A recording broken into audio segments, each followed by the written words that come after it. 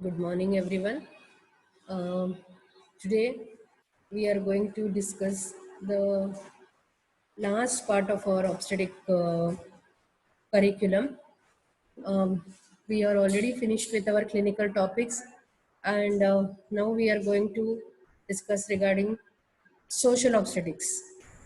So already this everything is covered in your community medicine classes. Still, we'll have, as an obstetric part of view, we will discuss these issues.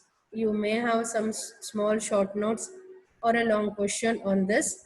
It will be divided in three to four lectures.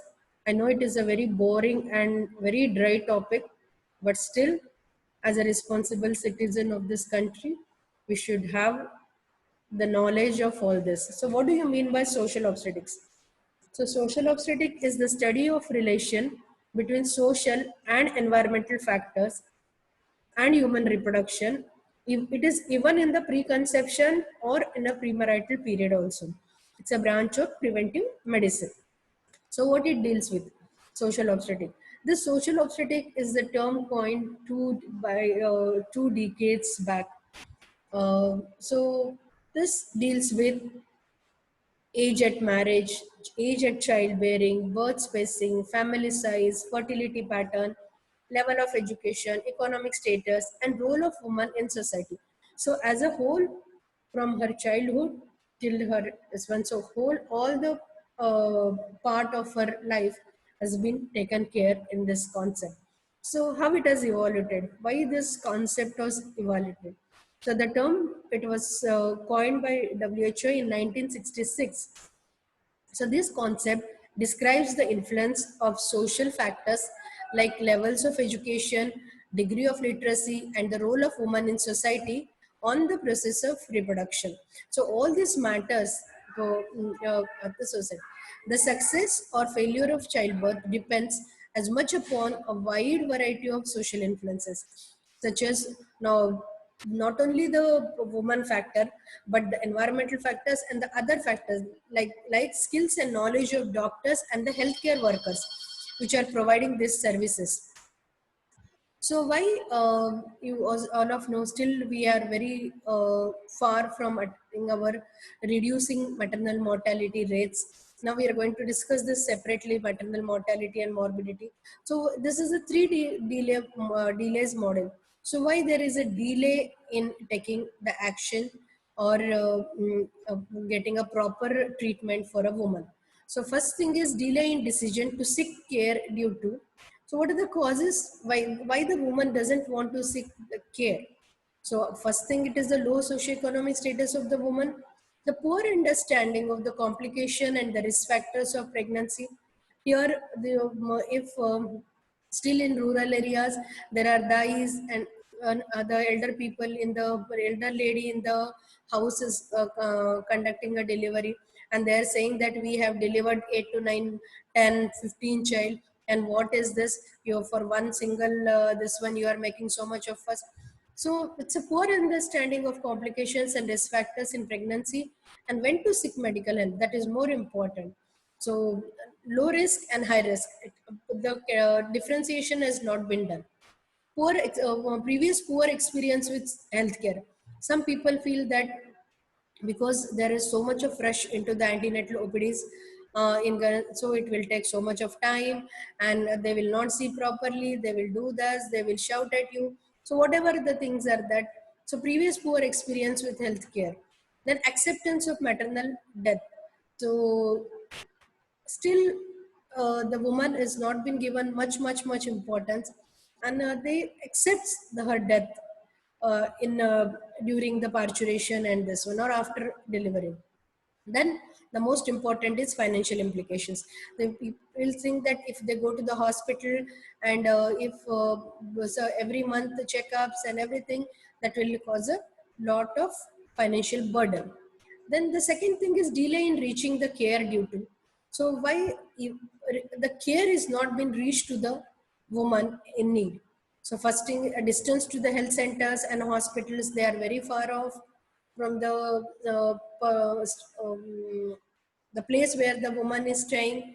Then the availability of and cost of transportation is the main important, is availability of transportation. In the rural areas, the roads are not good, still there is a problem. Then they doesn't have the proper vehicles to go to the hospitals. Poor roads and infrastructures. Geography, if they are staying in a very high like our in our states like Padir and Arku, there are still so many women are dying due to not reaching the care at time. Then delay in receiving adequate health care is due to poor facilities and lack of medical supplies.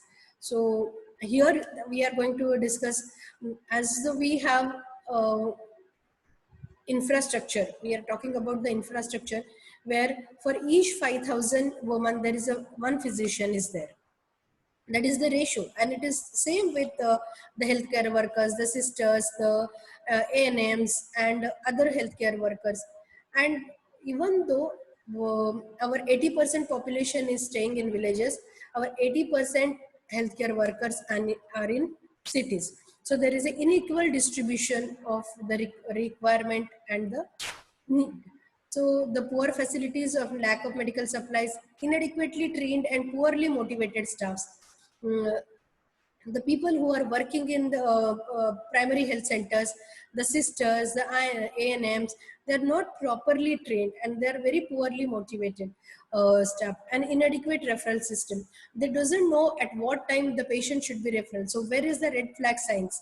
So it has to be in that there is no proper referral in time.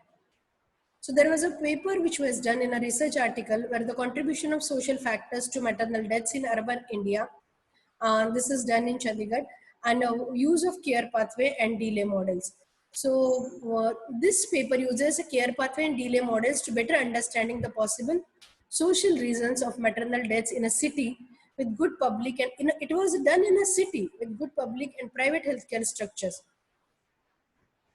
So here, they have found that there is a men-child preference and norms of home delivery were identified as a distal social cultural causes. Individual and family level factors were on multiple pregnancies if they're shame, fear of discrimination from providers, past successful deliveries in home, leading to overconfidence and not seeking the institutional care, lack of awareness about family planning, antenatal care, and danger signs of pregnancy also. So in healthcare factors, they have found out that non-availability of senior doctors at the time of consultation of emergencies. One of the important thing they have found out, the delay in initiation of immediate treatment, lack of availability of life-saving equipments to the patient load. The load is so much, but there is no lack of proper facilities are there. Empirical evidence was found on social causes of maternal deaths, which could have been prevented by appropriate action at individual level, family level, society level, institution level, and policymaker levels. This study identified the potential preventable causes from primary social origin and which could help in taking actionable steps at several levels to reduce the maternal deaths in India. So what is the basis of this social obstetric? The social obstetric demands that the patient is being treated as a human being. So that is the most important thing. We are not treating the other person as a human being. We should consider that the fellow in front of us is also a human being like us. Then our member of a family. I always tell to my juniors that the laboring patient, see that the laboring patient is your sister, your friend, and then how you behave with them and how do you like that you should be give a proper treatment like that. So you should give the proper treatment and you should talk very smoothly, gently, examination, don't shout on the patient. So all these things, so it should be treated as a member of our family community. And here important is whose various environmental and other factors are influencing her and her illness, and therefore it necessitates the consideration and understanding of these factors in planning her treatment by the doctor. This is a very important thing in our day-to-day practice. Integrated family planning services with general health care and more particularly maternal and child health care. This all we are going to discuss in detail. Then scenario in developing countries.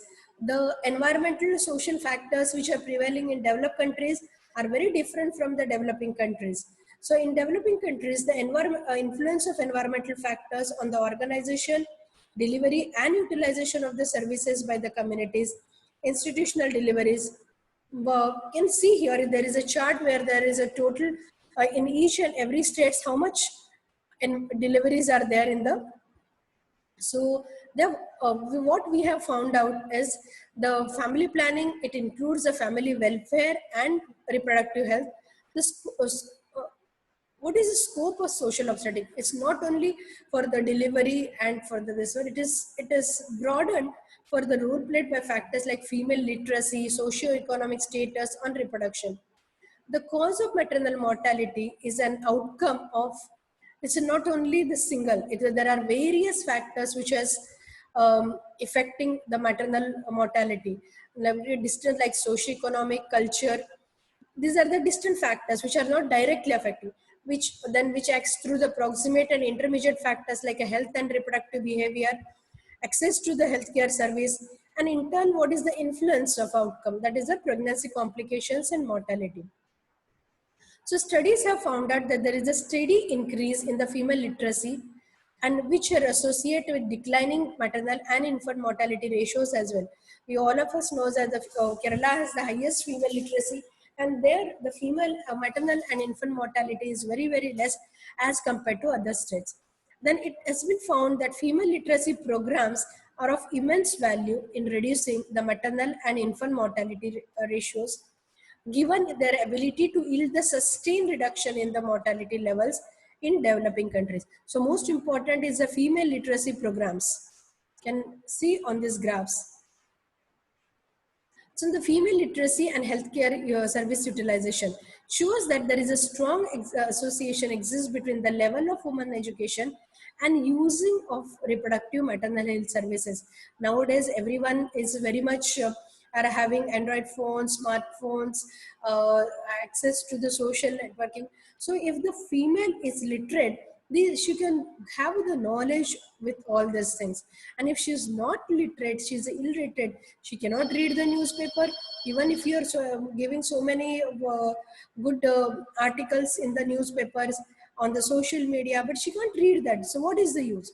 So there is a strong association between the level of women's education and the use of reproductive maternal health services. The literacy improves the woman's status. First thing, she becomes very confident when she is literate. It increases the and that in general it affects the other. So woman, as the girls are more and more become learned, there is increased age of marriage. So there is no childhood marriages nowadays.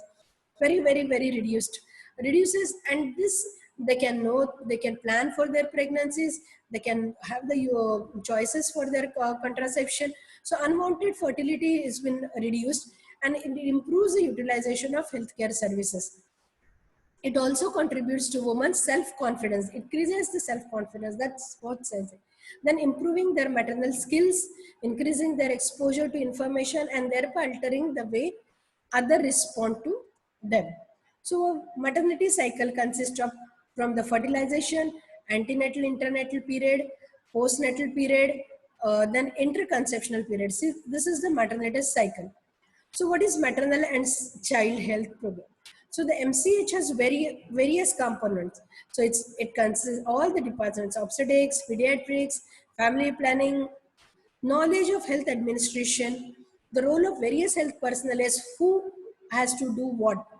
A single person cannot do all the duties. So there should be segregation of the duties to the each and every person.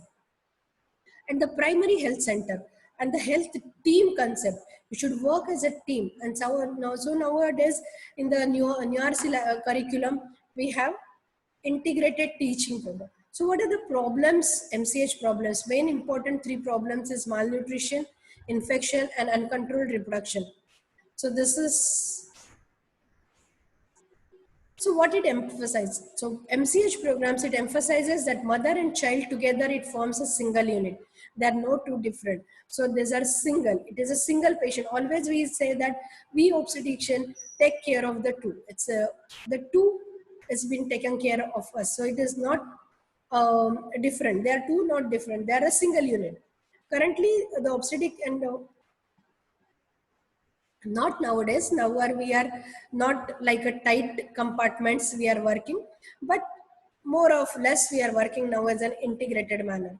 Integrated teaching between the two departments is perhaps the only way to impress on the students' mind the basic fact of maternal and child being one unit. That is more important thing nowadays we are trying to do.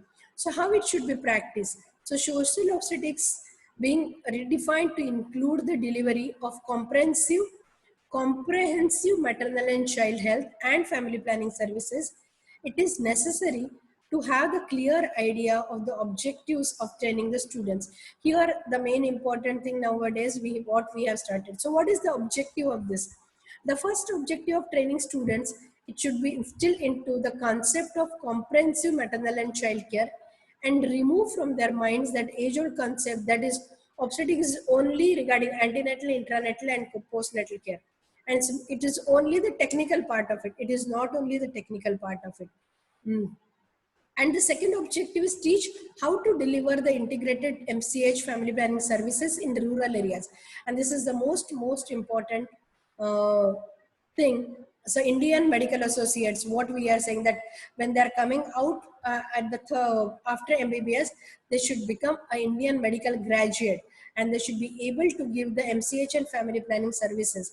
So this, it concludes the training in the field, training, institutional training.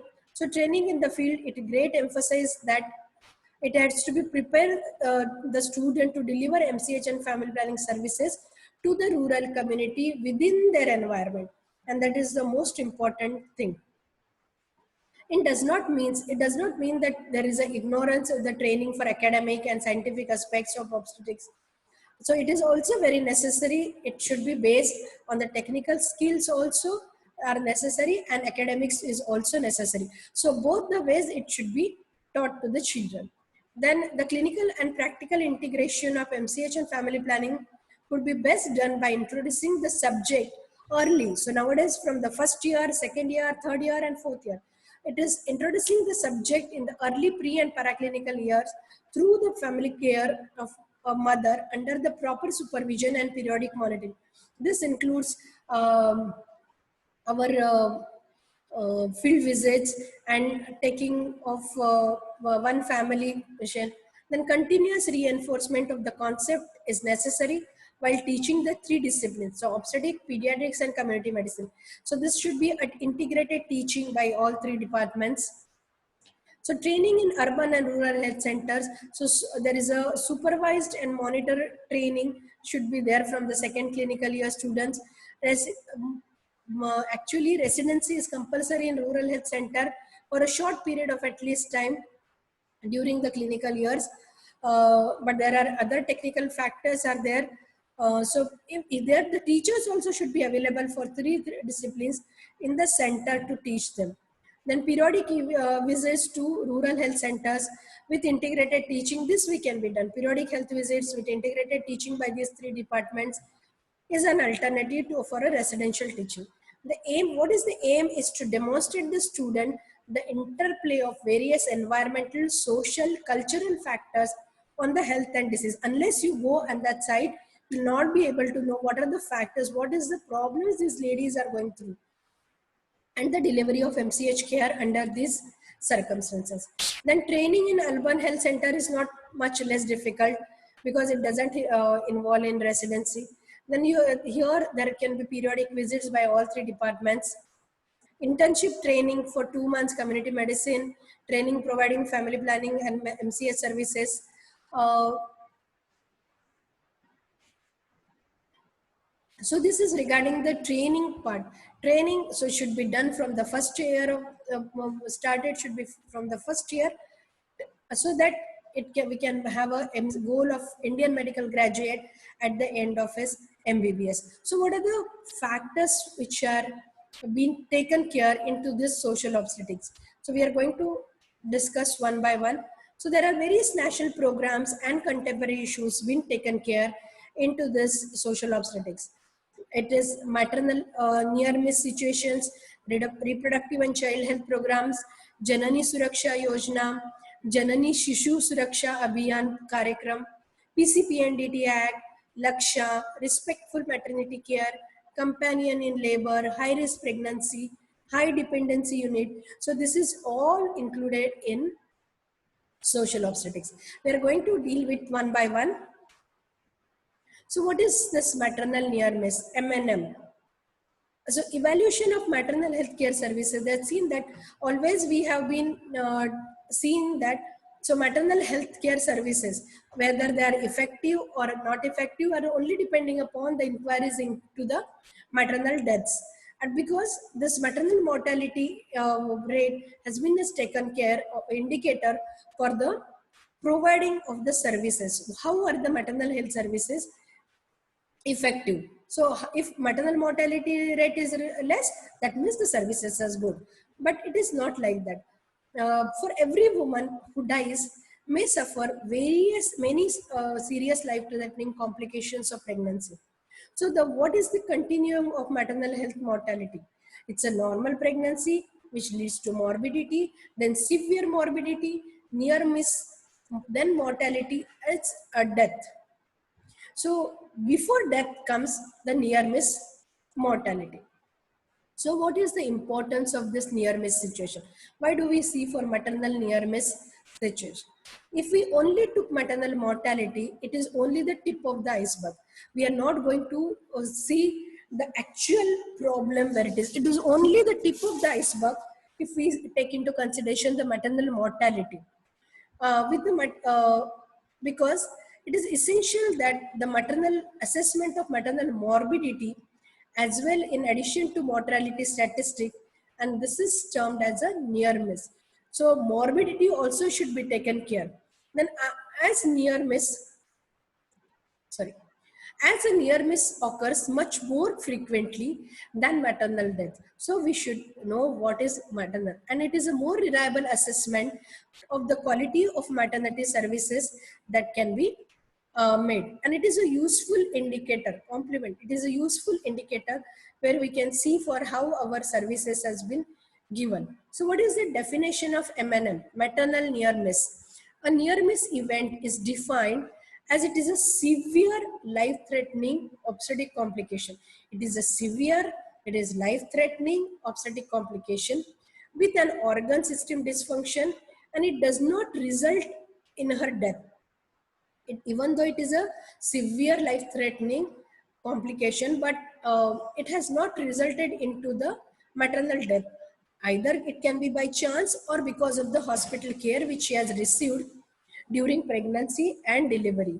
A near miss case is a woman who survived the life-threatening condition during pregnancy, during abortion and childbirth, or within the 42 days of pregnancy termination, irrespective of receiving emergency medical surgical interventions. So this is called as a maternal near miss. So what is the aim of this renewing the maternal near miss situation? It is to document the frequency and nature of the maternal near miss at the hospital level, the most important thing, and the community level, and to evaluate the level of the care maternal life, first to evaluate the level of the care she is receiving, then maternal life-saving emergency services. The Ministry of Health and Reproduction and introduction of the Ministry of Health had introduced the maternal near miss review operational guidelines in 2014. I'm sorry for the spelling mistakes here. In the initial phase of maternal near miss review, it is only implemented in the selected well-performing medical colleges and establishments, and then it is to be transferred to district hospital and first level referral centers. So what are the steps for the MNM review? The first is notification either by the medical officer or HODs. If the case meets the inclusion criteria, we'll discuss this. Then data transmission from the institution to the district level, then review with and the institution or the district level, and the fourth is the analysis and feedback for initiating the necessary actions. So it is analyzed and feedback is given what the necessary actions to be taken. So these are the steps. So what are the functions of the committees under MNR? So what these committees function in a reviews are: first, review the MNM cases. What are the maternal near miss situations cases that we reviewed, and they will share the findings for corrective actions. That is the main important function of this committees. So the second thing is make recommendations to initiate the actions related to the infrastructure strengthening, to augment human resources availability, to strengthen the protocols. So there are various protocols been in obstetrics. Then competency of the staff, and to ensure the adequate supplies and equipments. That is the most important things these committees do. Then analysis and feedback. A statement of detected gaps, where it is the gaps is detected, where there was a delay in the action taken, where there was a wrong thing, where there was a problems. Identified best practices and corrective measure, how we can do the best, should be sent to the nodal officer first in the for the review meetings.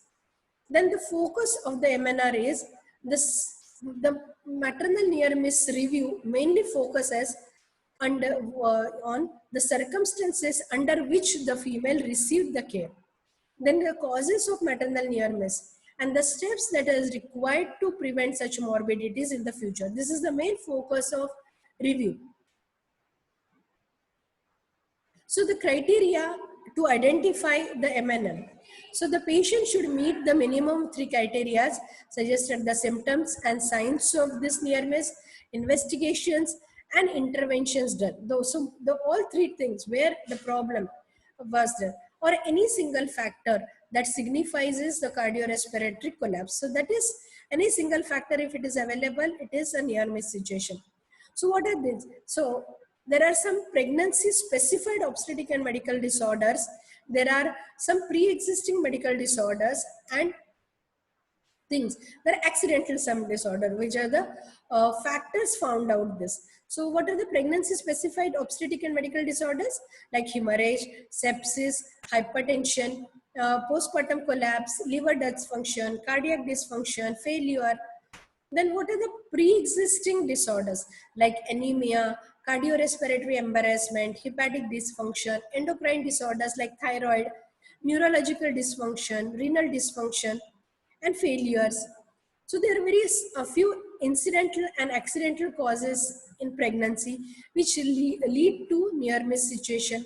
That is either the woman has met with accident, any assaults on her, any surgical complications, any anaphylactic reactions, infections, embolism, infarction. So there are disease specific criteria and organ dysfunction criteria to be made to call it as a MNM. Then the next is, after MNM, near maternal near miss situation, will come to reproductive health. So review is maternal near miss review is important part for the social obstetric. Then reproductive health. So what is reproductive health? Reproductive health is defined as a state in which the people have the ability to reproduce and regulate their fertility. It means the women are able to go through the pregnancy and childbirth safely. This is reproductive health.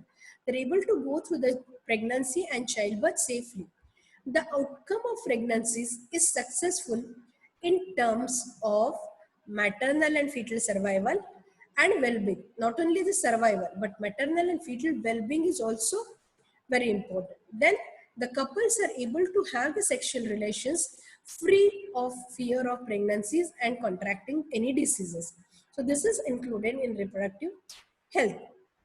So there are two components, RCH1 and RCH2. So the RCH1 program, Reproductive Child Health 1 program, was launched in 1997 by Ministry of Health and Family Welfare. So aim of this RCH program is to reduce the maternal, infant and child mortality. So what are the objectives of this program? The objectives of this program is promotion of maternal and child health. That is more important. Reduction in maternal and child mortality and morbidity. attainment of population and sterilization. So what are the components of this? So components of RCH1 are family planning program, child survival safe motherhood program, adolescent health and family life program, and the client approach to the healthcare. The most important is the client approach to the healthcare. So in family planning program, there are improved methods of contraception, distribution of condoms, IUD insertion services, safe abortion services. This is all included under family planning program. Child health program, there are newborn care, immunization, micronutrient supply, vitamin A prophylaxis, exclusive breastfeeding, care of preterm labor, treatment of anemias. This is all included in childhood. Then safe motherhood program. Safe motherhood program is quality of antenatal care, promotion of institutional deliveries, skilled birth attendants, emergency obstetric care. The other is prevention and management of reproductive tract infections and sexually transmitted infections and HIV. So specialist facilities in district hospitals and some of the sub-centers. Nowadays in all, there are community hospitals. So these are the rural hospitals where more than 50 bedded hospital there, and all these facilities are available at that level. Then adolescent healthcare, it is a prevention most important. Our focus has been shifted to the adolescents, so that they can go to the journey of adolescent, then reproductive age, and this one very healthy life they will have. So prevention and treatment of anemias, awareness of regarding reproductive health issues. When we are discussing adolescent health, we will discuss all the reproductive health problems. What are the health issues there the adolescents are going through? There is a various paradigm shift in the services. Previously, the services only went for to the pregnant ladies during deliveries and after that, but now it is integrated services. So vertical programs to integrate service deliveries. Their services are not only in the institution but at the ground level. So there is a camp oriented and the clinic oriented services, target oriented to goal oriented. So not previously when I used to work as a medical officer in a PHC, there every monthly, every the ANMs and the staff has to be given so much of targets, that they should have say, this much of deliveries, they should have this much of antenatal case records, they should have this much promotion for contraception, IUD insertion, condoms, the tubectomy camps. So all this were done. So now it is only the goal oriented, it is not a target oriented, because there were so much of lacunae when they are fulfilling the targets. Then it is a quantity oriented to quality oriented. Not the quantity is important. The quality of RCS services is very important. So there is the shift of paradigm shift in the services. So it should be quality oriented. The main important is the quality of the care which we are giving to the ladies. Then there is the RCH2 program. The RCH2 program recently in 2005 they have done the RCH2 in August. So what are the objectives of this RCH program? This is reduction in maternal morbidity and mortality, reduction of infant morbidity and mortality, reduction of under 5. That is, we all know that from the birth to 5 years of age, we always tell these 5 years are very crucial because various infections, various problems can lead to maternal, child mortality and morbidity. So reduction in under 5 morbidity and mortality. The most adolescent health, promotion of adolescent health, control of reproductive tract infection and sexually transmitted infections. This is all the newer concept mainly. Then the component of RCH2 is population stabilization. As we all know that we are at the first rank in the population. So how we will control our population, how we will stabilize our population. If the population is going to increase, however we are increasing the quality of the care, it will not be sufficient. So first important thing is population stabilization. Then second important thing is adolescent health, so that when she is reaching to a reproductive health, she will be a good mother, so that there will not be any maternal and complications and fetal complications during pregnancy, during labor, and so the adolescent health is being taken very, very, very important. Then maternal health, the care she received during pregnancy, during delivery, after delivery, for control of fertility, then newborn care and child health, to reduce reduction in preterm labor, good neonatal facilities, then control of reproductive tract infection and sexually tract infection diseases, then urban and tribal health. So more is the shift also to the tribal health. So we have recently said that there is a new medical college which is coming in Paderu, so that the tribal population is being taken care. So monitoring and evaluation, the what are the services we are giving, the monitoring is very important, and every now and then we have to evaluate the services, whether they are proper, whether they are causing any problems. Other primary areas of the wind should be taken care. Then the strategies of RCH, how we are going to do this. So what are the strategies we are going to follow? First important thing is essential obstetric care. As I already told, each and every, now the focus is that each and every pregnant lady should receive good antenatal care. So it is from the ground level, from the ANMs, it has gone to Anganwadi workers, ASHA workers. Now we are going to discuss this all in our next lecture. So essential obstetric care is very important. So not only the care she is receiving at her place, in her house, in her village, she is going to receive this. Then emergency obstetric care.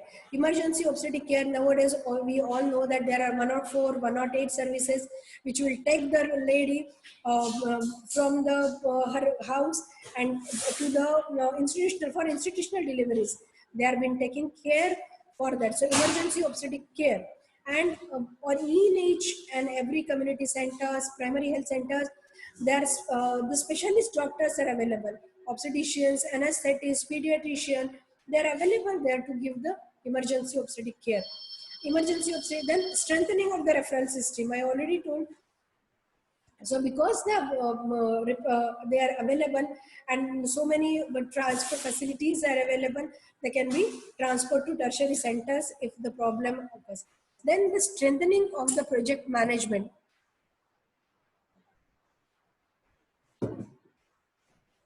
Strengthening of the project management. So whatever projects we are having, strengthening of the each and daily, the reviews of weekly, daily, monthly, of the reviews of the project which are, so whether we are following this project correctly, whether there is any outcome of the project, then strengthening of the infrastructure, this is more and more important.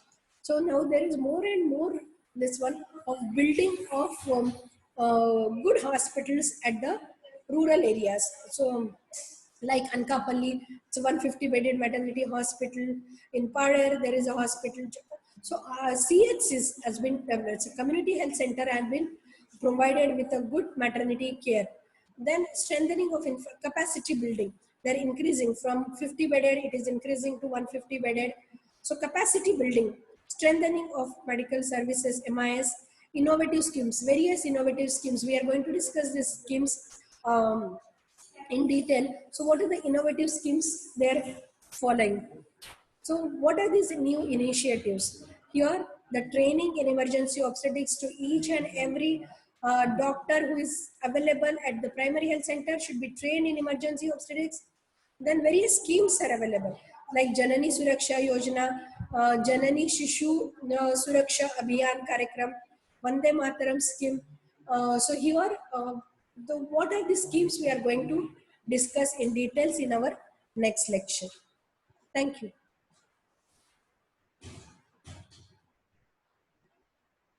So I know all of you that is very, very, very boring and very dry topic.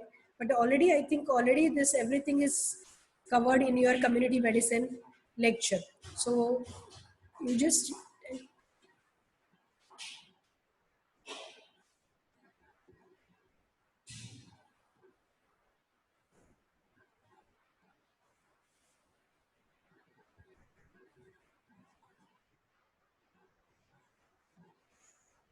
So, Girish, in our center also we are at our medical colleges because whatever services been started, it has to be first start with the medical colleges and then other to the regular. So the government medical colleges, the private medical colleges, the autonomous universities are implementing all these programs, all these RCH, MCH programs uh, in the first thing.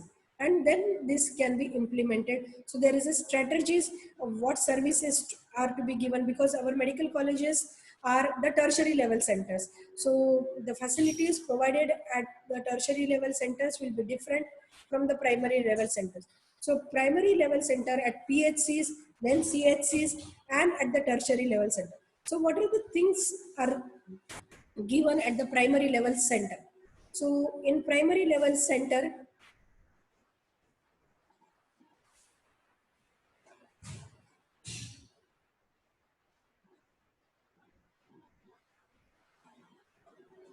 so are at primary PHCs, at primary level centers, they have been given, there are various ASHA workers are there, then Anganwadi workers are there. They are first registering the antenatal woman. So registration, their immunization like tetanus toxide, their diet, so that the malnutrition, which is the most important component, is being taken care.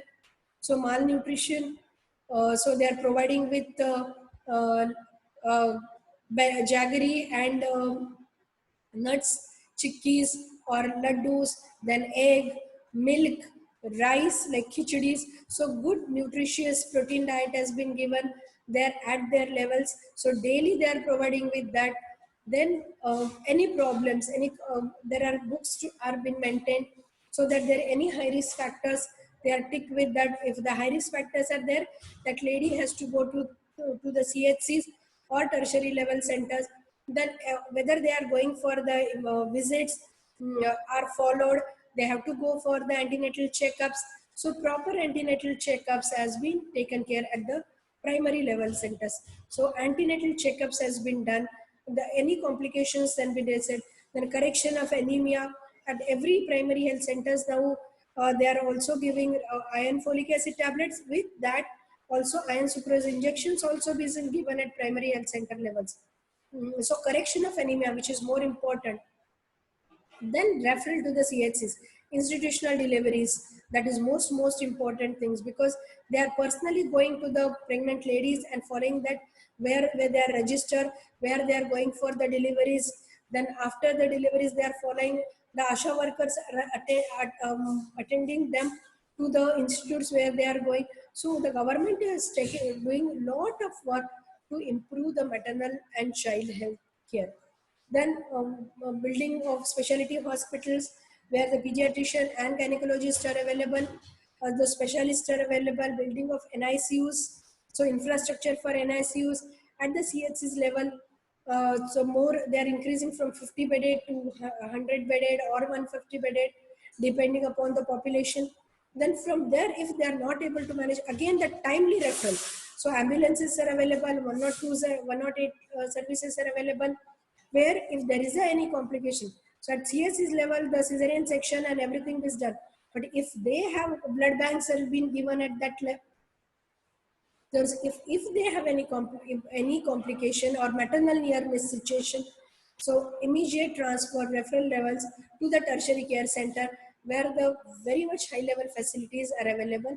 So this is the not this is a stepwise pattern. So if we want to improve the maternal morbidity and mortality, infant morbidity and mortality, so we have to go to the ground level. So in this newer curriculum of MBBS, from the first year, the students are coming to the clinics. So they are getting acquainted to the patient. That's only they are observing. It's not that they are touching. It's only their observation.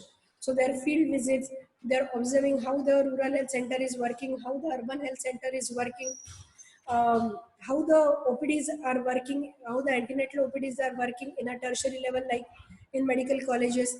Then in second, they're adopting one family. So they're in every which visit they are going. See, all these things you are doing already, students. So they're adopting the one families, and they're taking care of what the problems, any diseases. I know it is very difficult nowadays in this pandemics. We are all um, in our it's closed and it's closed, what to do. But still, now we have to find out the way, because we have to stay with this for a long. It is not that it is for a short period of time. So now we have to find out the ways. So nowadays, a new ways we have been found out to communicate with the telemedicine, this one at the various centers, see the patient, see in our this one also medical college, where are telemedicine in each every department, can take the call, we can have a video consultation, we can at least say that if there is an emergency, you go to this center, you so timely referrals also can be advised. If there are very minor elements, we can advise the drugs, O category drugs on that, on the telemedicine, iron, calcium. We can just enforce, have a word to word, so that there is so much of stress of the is there in the community, to the in the family, to the pregnant lady. So what with the corona, everyone is get so much of stressed. So, but as a service providers, what I say is a service provider, healthcare workers, I know we are also will been very much stressed out, definitely, to taking care of the corona patients on one side, and non-covid patients on other sides. But if we reduce our stress, as a, see, I know all of you are sitting at home, but as a medical student also, it is of your duty to provide the care to your neighbors. See, we be very, very, very passionate regarding our this one. It's not that time to have sit at home. No, we are not going to stop our work. We are going to continue our work of giving the good quality care to the antenatal woman. So this is all regarding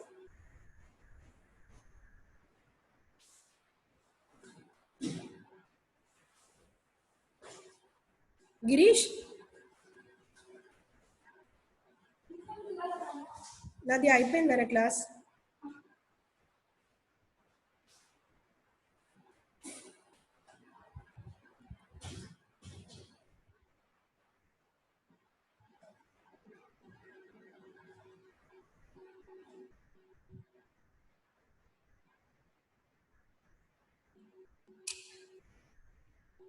So in next class we are going to discuss what are all these yojnas, Janani Suraksha Yojana, JSY, JSSY, then what is high dependency unit, what is high risk pregnancy, what is companion in labor, um, then a different Laksha, what is Laksha, labor protocols. So all these things we are going to discuss one by one in our next lecture.